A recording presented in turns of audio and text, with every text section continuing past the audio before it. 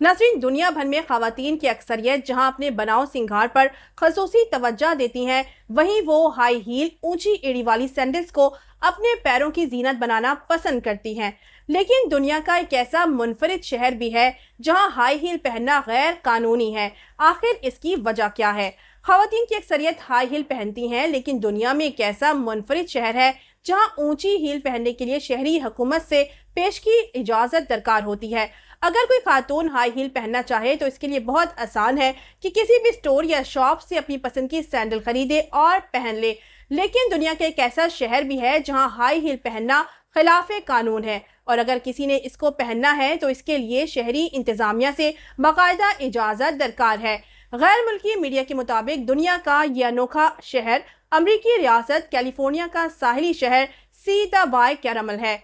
इस शहर में 2 इंच से ज्यादा ऊंची हील के जूते सैंडल पहनने की इजाजत नहीं।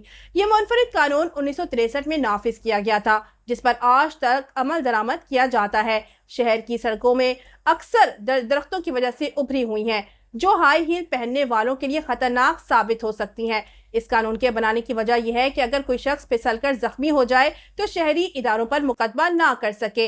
अगर किसी खातून को 2 इंच से ऊंची एड़ी की सैंडल पहननी है तो इसको शहरी इंतजामिया की तरफ से पेश की इजाज़त दरकार होगी। तहम ये इजाज़त बासानी मिल भी जाती है और ये इजाज़तनामा शहर के सिटी हॉल से मुफ्त में हासिल किया जा सकता है।